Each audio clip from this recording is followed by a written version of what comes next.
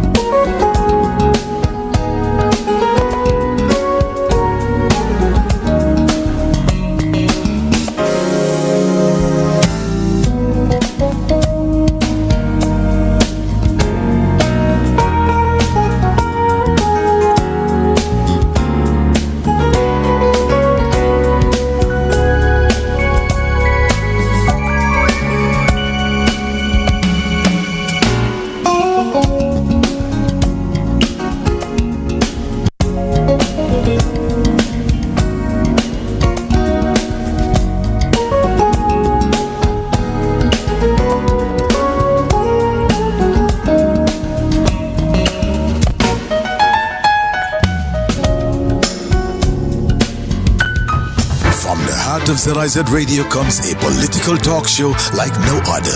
The Edge, with host Devin Cornelius giving you his take on the biggest stories happening in governance today. Got something to say? Let's hear it.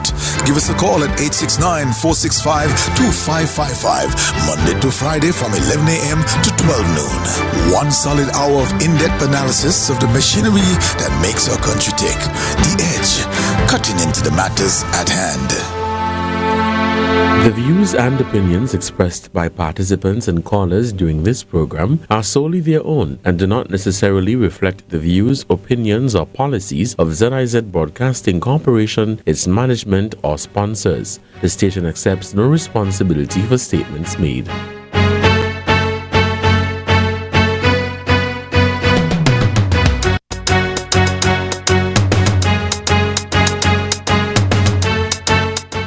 Good morning to everyone out there in Radio Land. And radio, of course, these days is not just audio only. We're streaming as well here on ZIZ in our brand new studios. Welcome to The Edge for today. That's May the 7th, 2025. And yesterday we actually started a conversation about Labor Day because we've been hearing this year after year as to how, what, when, and who should be involved in either organizing or participating in the Labor Day process. So today I've brought the expert. I've brought the expert to tell you exactly what's going on and where the tradition came from and why is it the way that it is right now. I know some people are clamoring for change. Well, we'll see exactly what happens at the end of the day. We're going to invite you to join us a little bit later at 1-869-662-8674, and that's a WhatsApp number, so folks overseas can join us on that number as well. The local numbers are 465-1903 and 465-1977 here on The Edge. And again, welcome.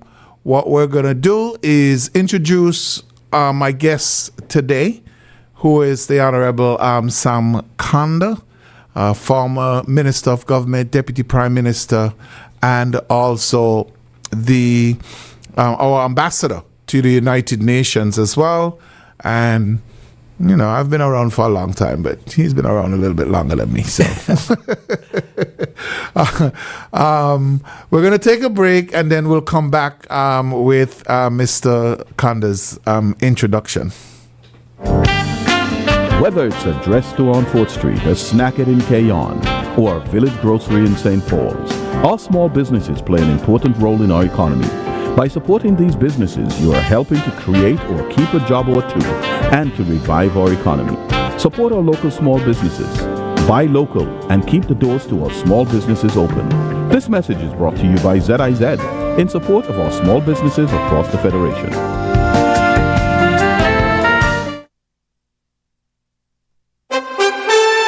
This message is for every business owner in St. Kitts and Nevis. Jumpstart your business and set yourself apart from your competitors with an advertising solution from ZIZ Radio, ZIZ Television, or Big Wave. The Advertising Solutions Department at ZIZ prides itself on providing client-focused advertising solutions that make sense for all local businesses. Don't use the excuse that you can't afford to advertise. Call us at 465-2621. We will sit with you, discover your needs, and design a solution that fits your budget. Advertising works, and with ZIZ, it works even better for your business.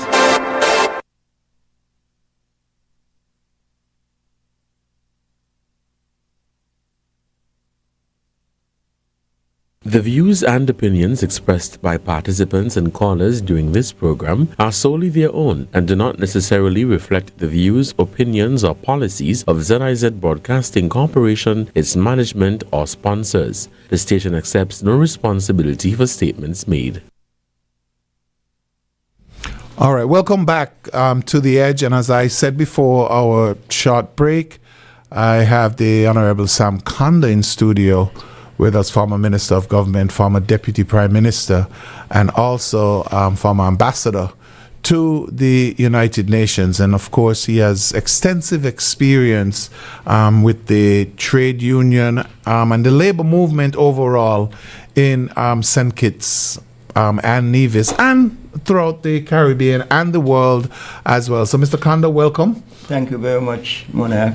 All right. So, yesterday, as you know, we had a discussion because there's so many, so many back and forth as to what people expect or what some people think that it should be for the Labor Day celebrations. There's a lot of people who are saying, well, it's become a political thing right now.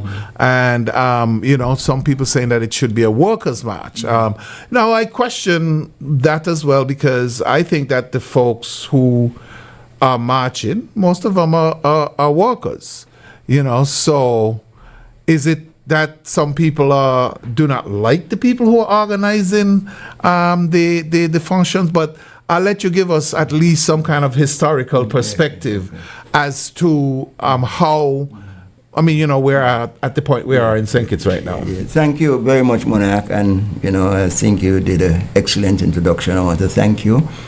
And like I said, I was listening to the program yesterday, and I was very much interested in it. That I'm a student of history, and so I follow these things all the time.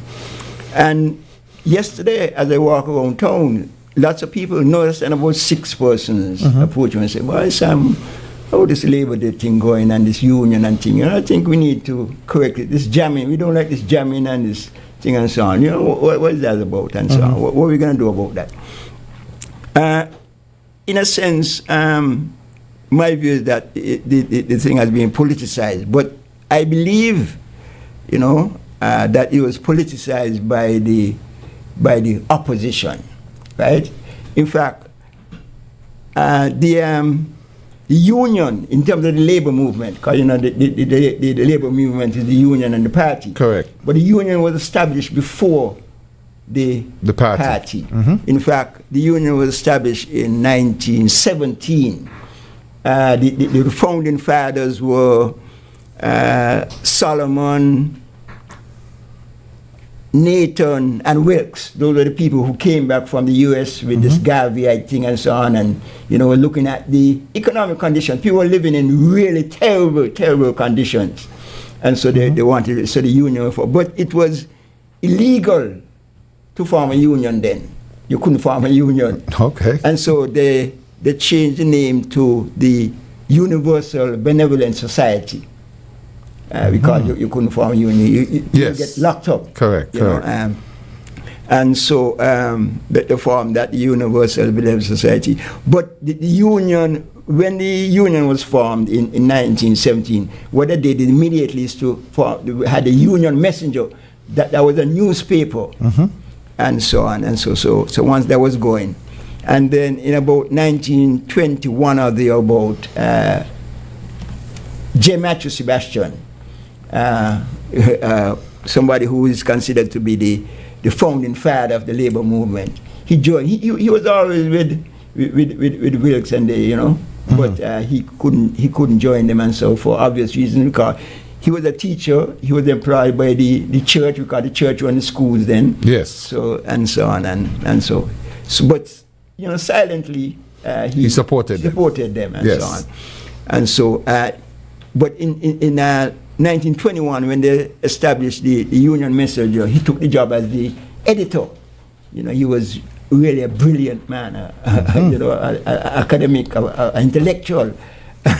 A bright man, and so he was. I mean, the writings, his writings are there in the editorials, and so they're there for our history, and so we had that. He joining up, making it the four people who really formed the movement, the union. But I believe how it developed after that is that in about 1935, I'm sure you guys fully aware that. Correct. When the situation with the Buckley's uprising. Uprising, yes. Yeah, so I think uprising is a better word than riots. Yes. Yeah, we want to use uprising. When people, had a strike, down tools, because you couldn't strike and that kind of thing. Down tools, and decided we are going to. And this was a popular uprising. It was not led by any leadership and so on and so on. The people just walk around and so on. And there was a commissioner inquiry, because the people were striking. They said they wanted a bonus or something, increasing something for, I think it was a halfpenny or something like that they were asking for. And the guns were brought out, the militia, they said, look at these people. People died. A man by the name of Samuel died. He was an Antiguan who used to work at the factory.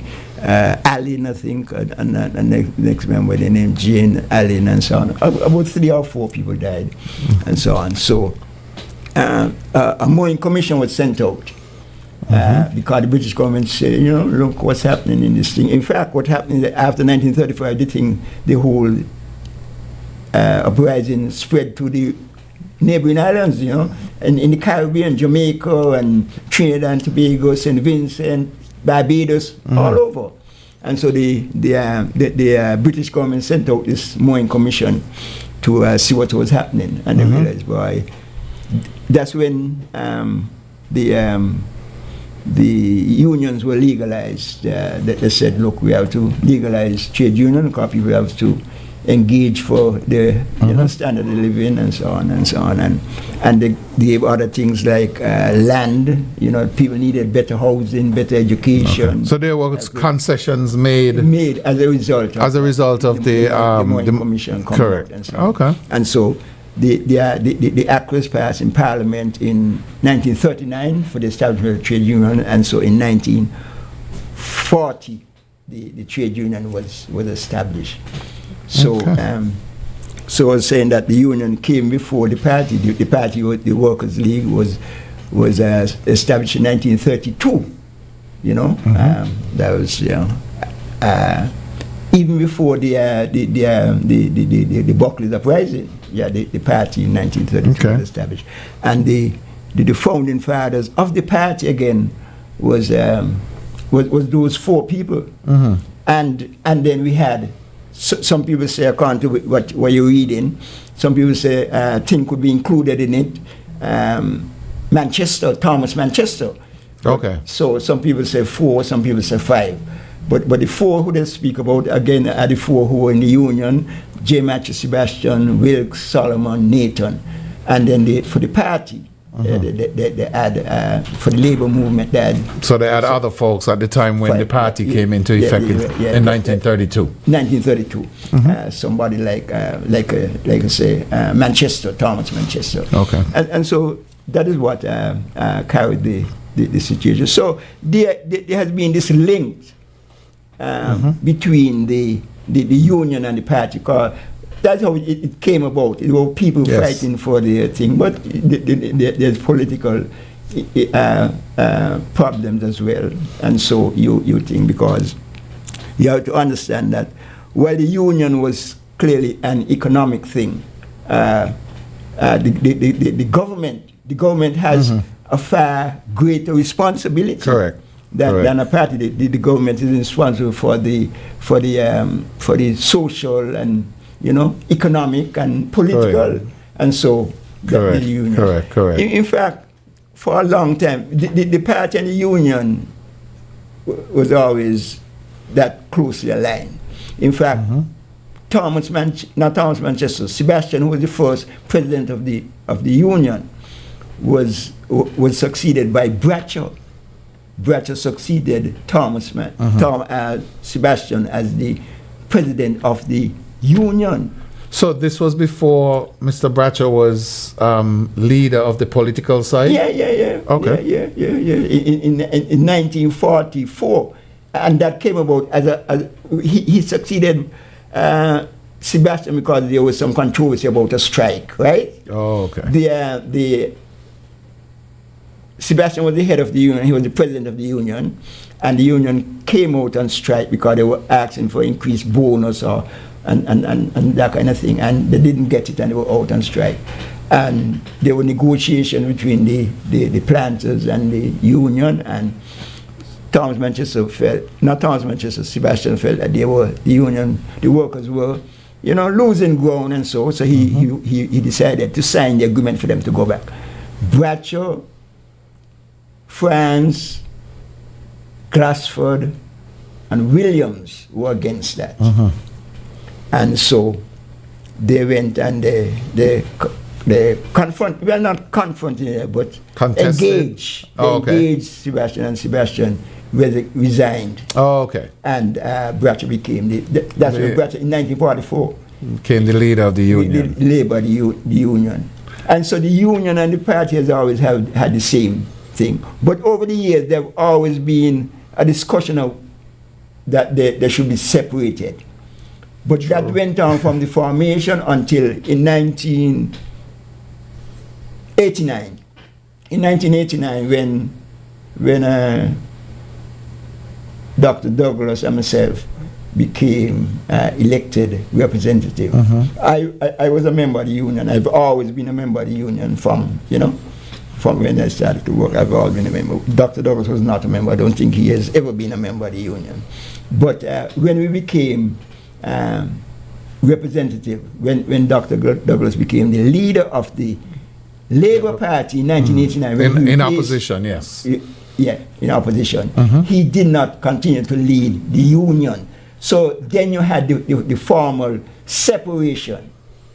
I think the only two members of the party in 1995 who were members of the union were Dwyer and myself. I don't think anybody else were members of the... So that was the sitting government then? Then, in 1995. We got in 1989, and then the separation of the party and the government started from then. Dr. Douglas did not become the president of the union. He did not think. So that's where the separation started. As was tradition. As was tradition. And like I say, it is not that people did not argue that in the past. There were a number of union conferences where people put up resolutions to separate leadership, but the majority of the workers or the majority of the party or the union always felt that they wanted that to continue. So that people like Ernest Osborne, who was a big trade union man and in charge of the sugar factory section and all of those. All those people were Yes. agitating for the separation, but it never happened until 1989 when Dr. Douglas became the leader of the party. And so, but it was not a situation where the union, in my view, the party was leaving the union for any political purposes. The party was strong. But they thought that the alliance was good for the country and so on. Again, I don't know if that was the right thing or the wrong thing, but that's what. And so that. Yeah, 'cause there's been a lot of discussion about that, especially once Labour got back in office again in 1995. I mean, how do you operate as a union, because you're representing workers who actually work for the government?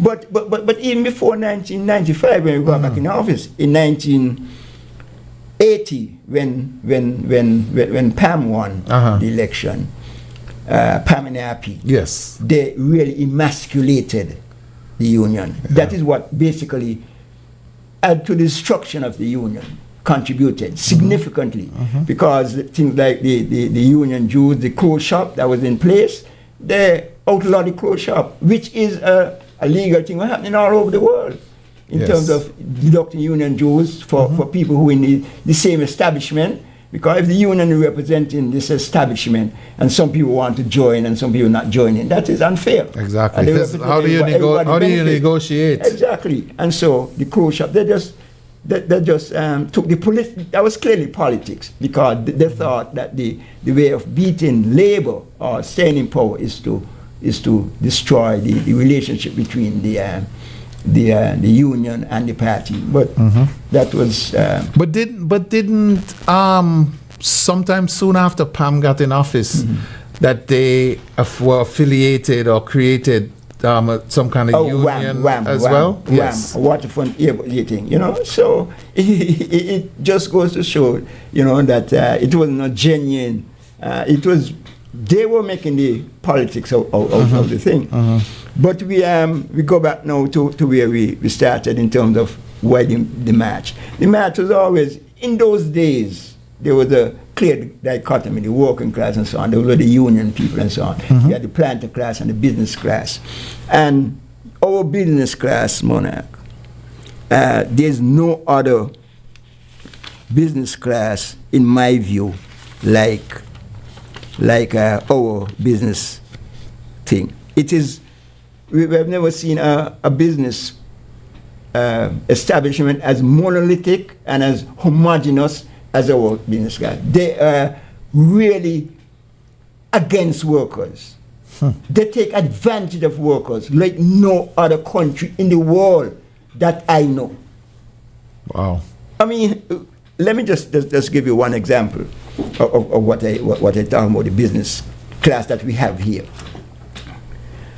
In the early 70s, or thereabout, late 60s, early 70s, maybe early 70s, when the infrastructural development of building new houses and things, like Greenlands and Harbour View and Sunquest and so on, the Labour Party thought that, they wanted to assist workers to, in terms of the building, the construction, loaded cost and so on.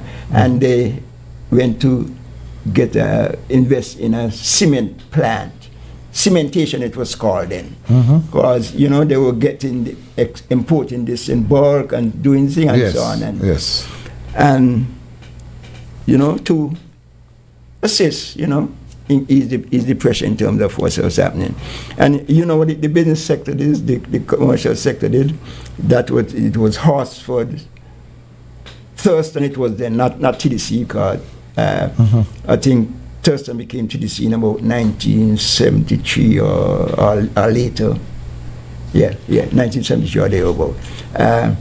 But it was Thurston, Horsford, Coors and Jungums.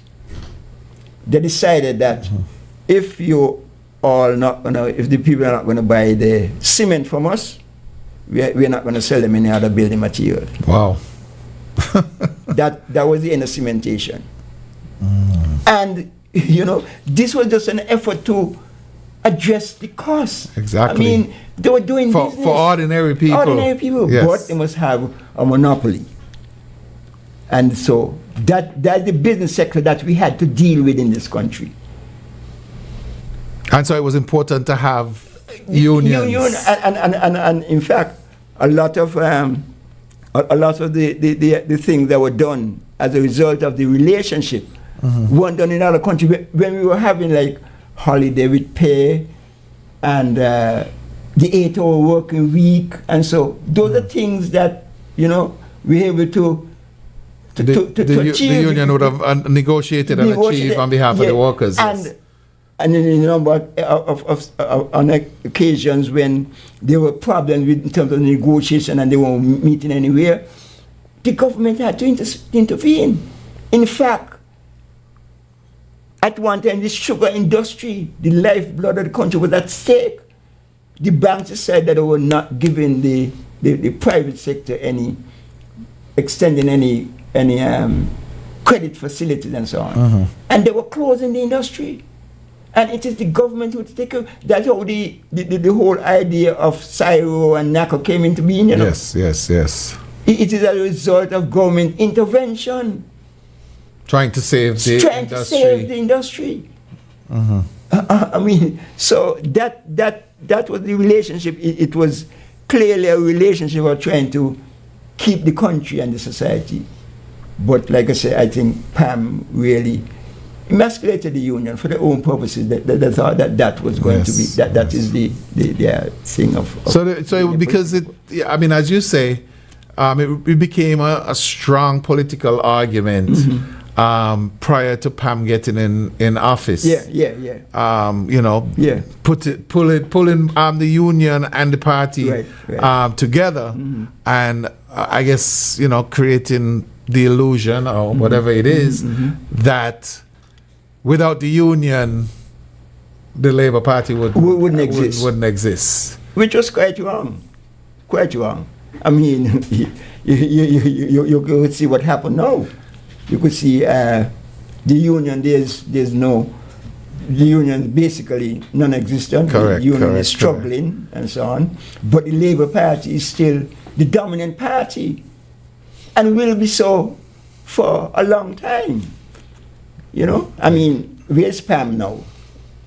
I mean, they thought when they tried to destroy the union that they would emerge as but that's not so. I mean, people, the people in the country are orientated and socialized into the Labour has created the platform, the whole development, and that is why we need to understand the history of it and what's in. Come to the march in particular. Well, hold that thought, Sam. We're going to take a break, and then when we come back, we will go to that, which would bring us to more of the modern arguments. Right. All right, we'll be back. What did you mean earlier about climate change, Mom? Well, when I was your age, I remember beautiful coral reefs and healthy beaches. The summers weren't as hot as they are right now, and the rainy season meant that it only rained when it was supposed to. And then what happened? The weather just started to change, and storms got worse. Coral reefs started to die because the ocean was getting too warm, and crops started to die because there was not much rain. We realized as adults that we were doing something that was causing this. What were you all doing? Same thing we're doing now. Not using clean, renewable energy, chopping down too many trees, and even polluting the air with gases, such as the gases emitted from our cars when we drive around. We need to help before it's too late, Mom. We can't let it get worse. What can I do?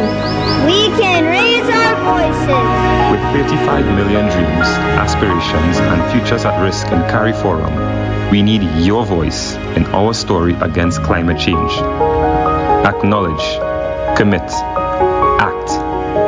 This message is brought to you by the Caribbean Community Climate Change Center under the Intra-ACP Global Climate Change Alliance Plus program and is funded by the European Union.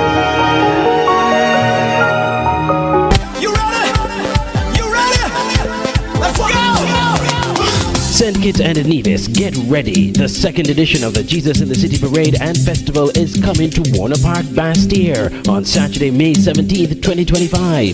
Join thousands of believers from across the Federation and the Caribbean as we unite in a powerful celebration of love for God and love for people through music, the arts, and the culture. The festivities kick off at 11 a.m. with the parade leaving Warner Park at 12 noon and moving along city streets, returning to the park for a grand concert celebration. Be a part of this unforgettable experience. Enter a float or group or become a sponsor.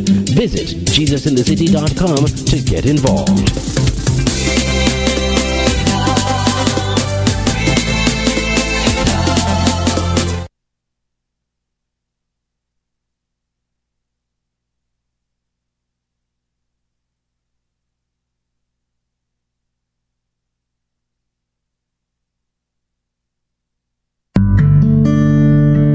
This Mother's Day, treat mom to something truly special at Carambola Beach Club. Join us for a Mother's Day brunch on May 11 from 11:30 a.m. to 3 p.m. Indulge in a delicious buffet. Receive a rose for every mom. Enjoy professional photography and sip on specially priced rosé and pink-themed cocktails. Adults, $55.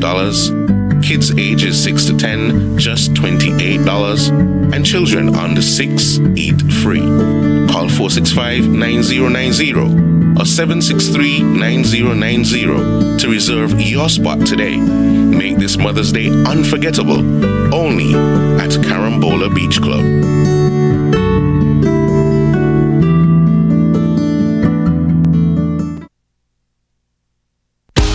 Mother's Day weekend, give her the gift of style, comfort, and savings during the Hospice Mother's Day mega sale. Mothers deserve more. From Thursday, May 8th to Saturday, May 10th is 25% off everything store-wide and all discountable items at Hospice Building and Nevis Centers, where we say, build with us. Hospice Furniture and Appliances, get style, comfort, and savings. Ashley Home Stores and Kits, home to her favorite looks. Builder's Paradise, always bringing you the everyday lowest prices. Plus at Hospice Furniture and Appliances and Ashley's Home Store, get 25% off all cash sales. And wait for it, double cash back on all higher purchases. And at Hospice Building and Nevis Centers, it's a solid 25% off all discountable items, just in time for those home improvement projects she's been dreaming about. Mothers deserve more. She deserves it all. The savings, the comfort, the beauty. So don't miss the 3-day Mother's Day mega sale. Thursday, May 8th to Saturday, May 10th at Hosford's and Builder's Paradise. Built for her, price for you. Terms and conditions apply. Mothers deserve more.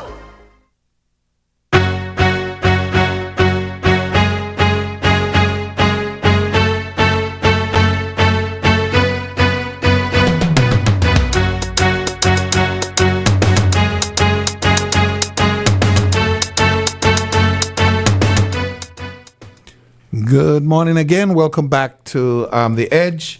And thanks to the folks who are commenting online. Yes, I know, let's see, someone says, leave out, good morning, Mr. Conley, leave out Mr. Keynes, leave more O'Brien. They were in the union as well.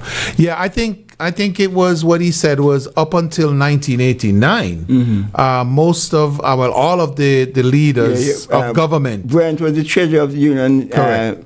Limo became the president of the union. Correct. Well, from Bradshaw, it went from Sebastian to Bradshaw to Southwell to Limo, and then from that time the union got independent. Yeah, it separated. Yeah. Okay, so now we just before the break we were about to talk about the march, the movement, and a lot of what people are talking about today.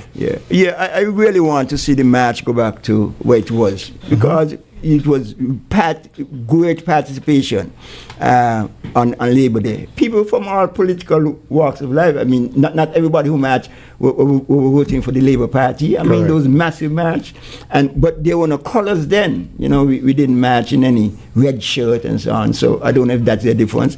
I remember one year, the Honorable Sean Richards came to march in a yellow shirt, and people were kind of objecting to that. So I don't know, those things I think what throw us back. The march supposed to be for workers, and you leave on that day your political position and persuasion.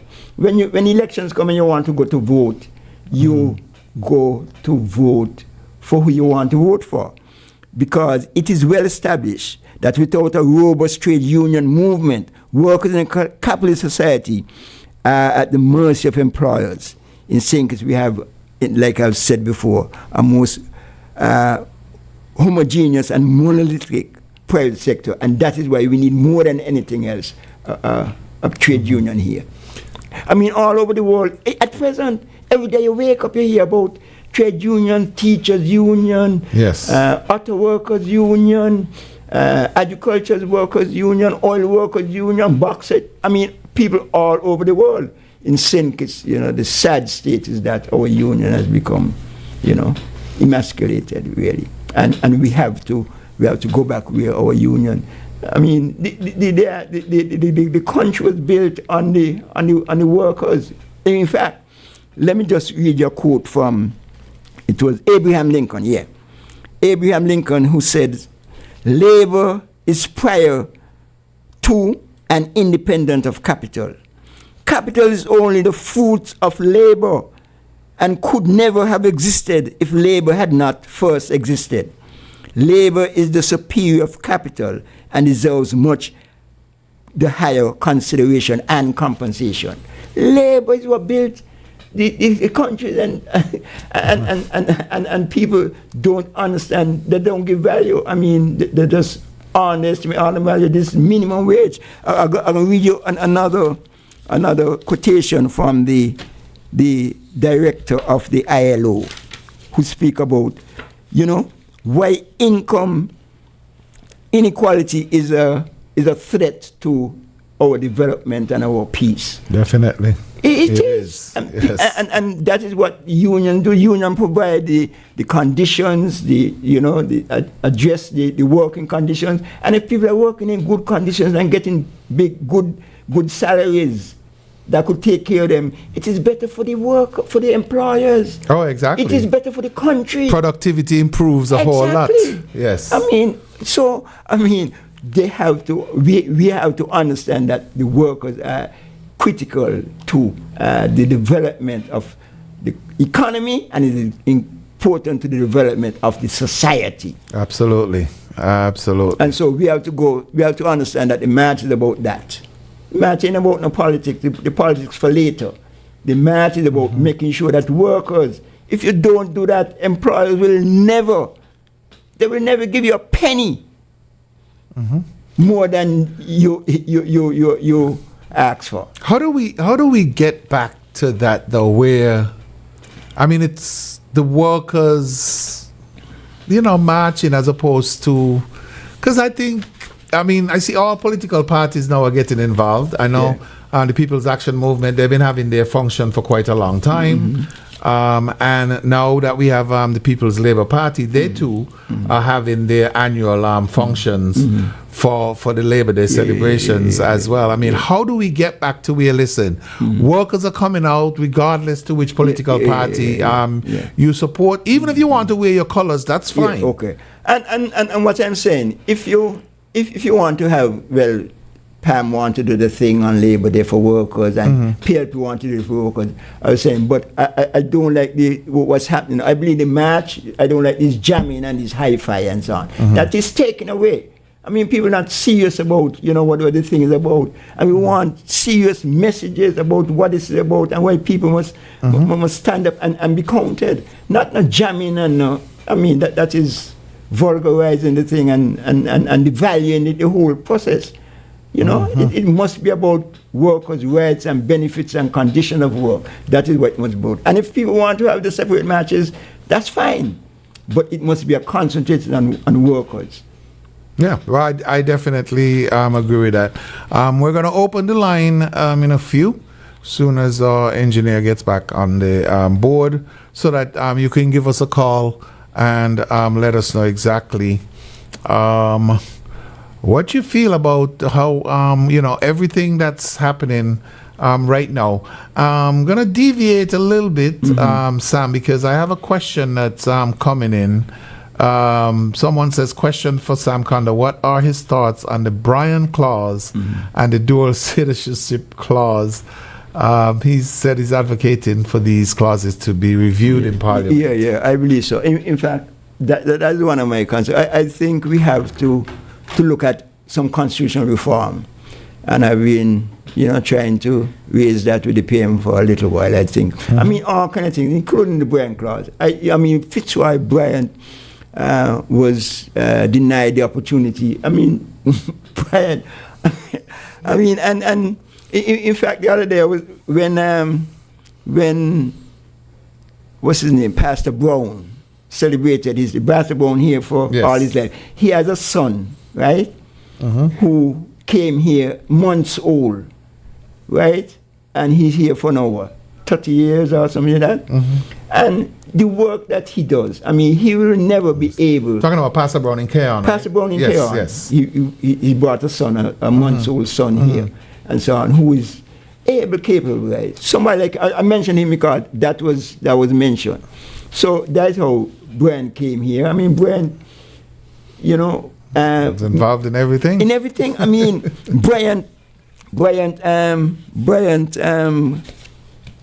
Bryan's contribution. I had to go back he was a treasurer of the trade union for a long time. But in terms of, he became the Minister of Education in 1966, right? And was part of I think he was chair of the statehood, the Associated State. I mean, an excellent program in terms of us community. Bryant is the man who masterminded. Bryant was the chairman of the committee that saw us into statehood. We had he was the chairman of the National Provident Fund. I mean, the Provident Fund, which was the forerunner to Social Security. He was also the first chairman of the Social Security. And that has nothing to do as well. I didn't even mention the universalization of the education. Correct. And Minister of Culture at one point as well. I mean, Bryant has really done a magnificent job. His contribution in terms of the formation of the National Bank and the National Group of Companies, the land acquisition, the nationalization of the sugar factory. I mean, the whole range of issues. Correct. Well, I think this information just shows that our history still needs to be told. Yeah. Good. All right, so we're gonna Jiki, you're gonna help me with some calls right now. Don't forget that number again. It's 1-8. See, and go ahead, Sam.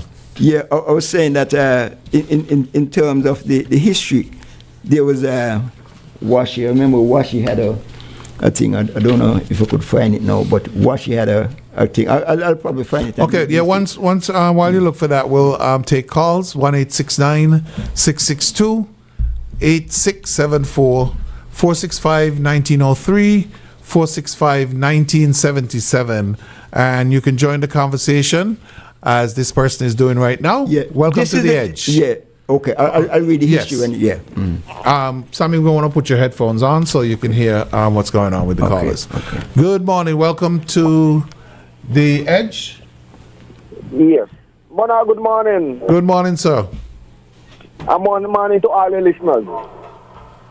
And it sound like GQ there the turntable. GQ, good morning. Yeah, good morning, brother. Yes. Me want Mr. Kando. How are you, my brother? Mr. Kando, tell them that you is my friend, eh? Yeah. But watch here. You may make one statement just now. One said that the young man come here months old, and as you reach and say he will not be able to, the conversation just changed. Yeah. So just continue that he will not be able to do what? To be elected. He cannot run for office. But he doesn't know any country but here. All his contribution, he's making a tremendous contribution in terms of the community, in terms of the church and so on. But that is the way it ends. He can't do anything. He can't run for office because of the Bryan clause. The Bryan clause says for you to run for office, one of your parents must be a born kitchen on the vision. Yeah, and to answer, just before you continue, caller, we're going to take some more calls as well. Someone was asking about that earlier, whether or not a green card holder can run for office. And that is indeed correct. A green card holder can run for office. But a green card, but not you remember, a U.S. citizen. Not a U.S. citizen. Correct. But one of your parents has to be born in the Federation. Yeah. Mm-hmm. Good. All right. You can continue, and we'll unless you're done. Yeah, he's okay. We'll come back. If me get back in. Okay. All right. No problem. Thank you very much. We got another call. Good morning. Welcome to the Edge. Hi. Good morning, Sir Condor and Monarch. How are you doing? Doing fine. Good morning. Good morning to you. Okay. That Labor Day match, I've never been to one.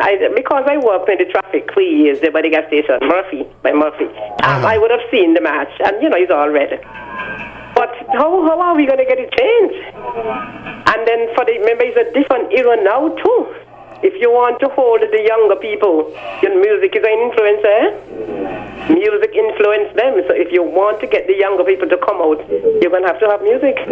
So maybe the older folks would have passed on, or they're not mobile now. Come out. But if you want them to come out, I'll listen off here because I'm getting a little feedback. Okay, good, no problem. But that's if you want them to come out for the party or for the union. But you could have your celebration on correct. and your music and so on. Like they always do. Yeah, but you walk. There's a solemn occasion. There's a serious occasion. You're trying to send a message about the conditions of work and so on for the country. And let's do that in order, and maybe take off the party colors. Let people wear whatever they want. We used to got placards, saying what you want. This on the industrial side, higher wages. I remember those days. I was small, but I remember those days. Yeah. Okay, we got another call. We're going to go back to the line. Welcome to the Edge. Good morning, Monarch. Good morning, sir. How are you? And good morning to Sam, the former Deputy Prime Minister. Good morning. Morning to you, my brother.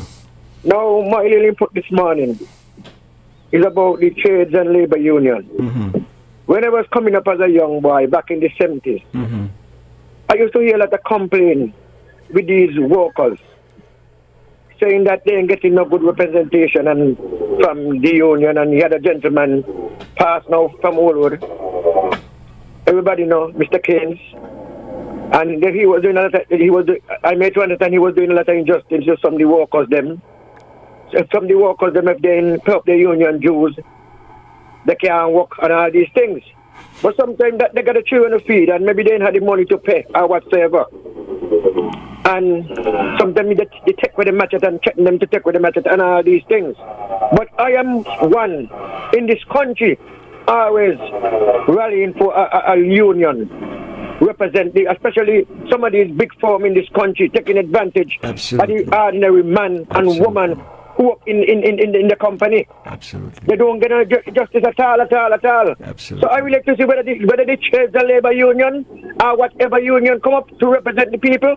I would like that to see that happen. And I believe that, if the union was consistent and representing the people how they were supposed to represent. Because even my father and some of those people who are Star Labor, them argue about the union and they ain't getting no good representation. This is sometimes when you got a complaint and you go, they don't call the boss man who you're working with and don't make up the case behind your back and all these things. But I believe that if those things don't happen, the trade and labor union will be a big, great thing in the country. And politics play a good part in it too. Let's keep down the union. Yes. And other people dissociate themselves from the union because of the politics. All right, then, wonderful program. I would like to say a strong union in this country. Absolutely. Whether the trade labor union or whatever union, I want to see poor people get representation. All right. I agree with that. Couldn't say it better. He should be here on the program. I know. Well, we all know who he is. We're associated in some way, you know what? Look, I know him well, Good, you know the amount of bacchanal we have had. Oh, I know. That's what I say. We're all associated in some way to constituency number 3. Yeah. Good morning. Welcome to the Edge. Hello? Yes, go ahead. Oh, sorry. Good morning. Mr. Kanda. Good morning, sir. I consider your friend, but some things I heard you uttered a little earlier. Mm-hmm. I don't believe this program is good enough for you to fully address these matters about the union. And I practice the history of the union. Because I'm just asking prior to the Mine Commission of Inquiry, what role Mr. Manchester played? You ain't gonna answer me now because I believe you are outside to do all of that. Because I don't think the history was too like that. I just want to hear perspective from you. So just to make sure, the question you're saying is what role Manchester played prior to the Moine Commission? Could you repeat? I want to just confirm the question that you're asking is what role Manchester played prior to the Moine Commission. Mm-hmm. Yeah, and prior to the formation. Yeah. Or legalization. Yeah. Of the Let me just answer that right away. Let me answer that right away. You can't answer this right now. I could answer it. I mean, I can't answer it right away. All right, Emmy, let's hear what he got to say. Yeah. Yes. Let's hear, get the response. Yeah. Go ahead. I don't ever made the point because, I think so. Because remember, I was telling you that in the early years, they were talking with the four founding fathers could be Sebastian, Solomon, Wilkes, and Nathan. But some people consider a fifth one. Some people consider Manchester as a founding because he played an important role, a significant role, and so. That is acknowledged and that is recognized that he did play a serious role before he was formally.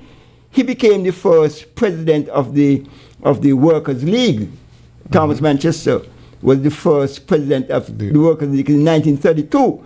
But they believe that he had an association before 1932 that he wasn't formally a member like the founding fathers of the Union, the Universal, but he played a significant role in terms of support. And in any organization, there are people like that who may not necessarily be in an elected office, but they do so much work that you have to consider them a stalwart. That is why he became the first. He became the president of the Workers' League because of the role he played before, Correct. Yeah.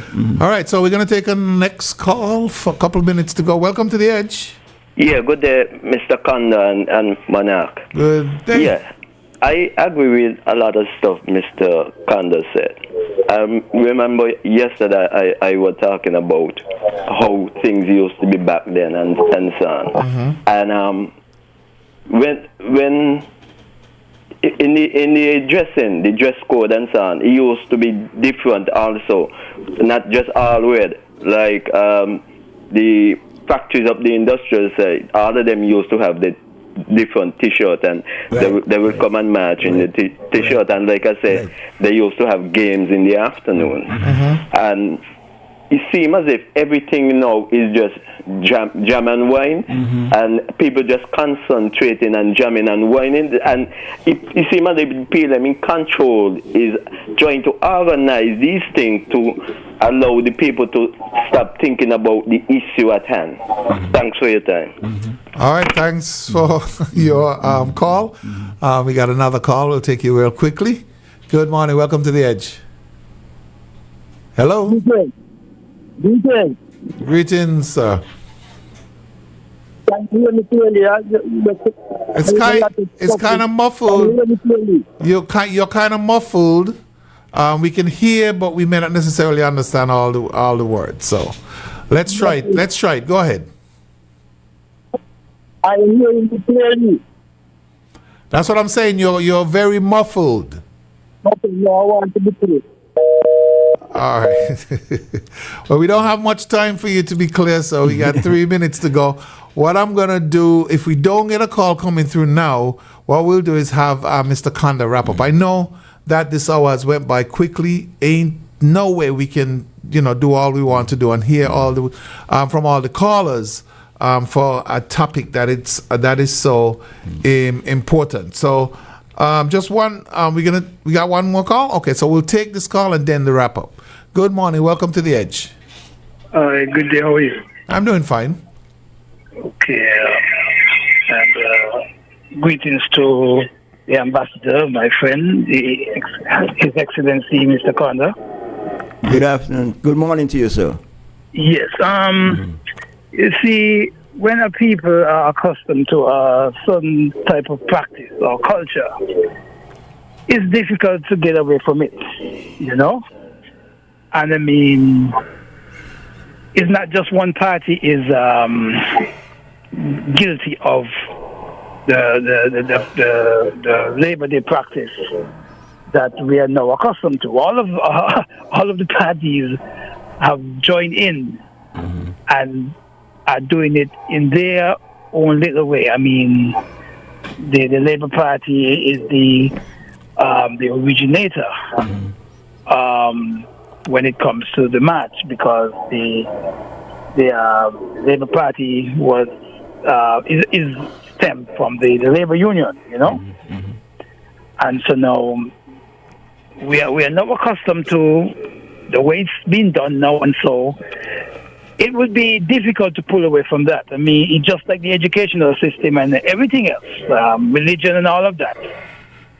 Once a people are accustomed to a particular practice or a culture, it's difficult to get away from that.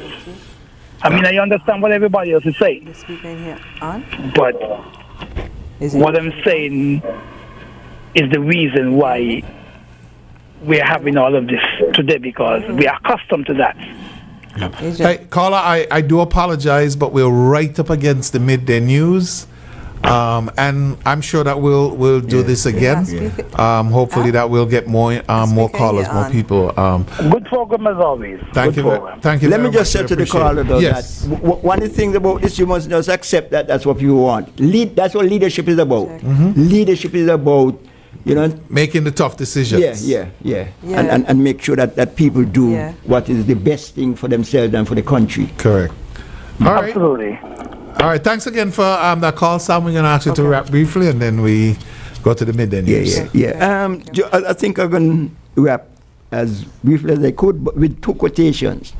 One from Bradshaw at a speech he gave at the University of the Virgin Islands, when he said, "I assert that the Negro possesses total political power in the Commonwealth Caribbean and in Haiti at least, but that he needs economic strength with which to buttress, sustain, and support that power if he is to ever attain the equality he so ardently seeks." That is basically what the union is about. And I just want to end with a George Washington, one of my favorite quotes, about us as a people, how we must chart our course. He says, "For any people, history is the foundation on which a nation is built. History is what connects our present generation to our ancestors. It is how we discover who we are and from whence we came. And any attempt to erase our history is an attempt to reduce us to less than a people, to degrade our identity, to return us to nameless slaves." And so we have to understand the history, where we came from, where we're going.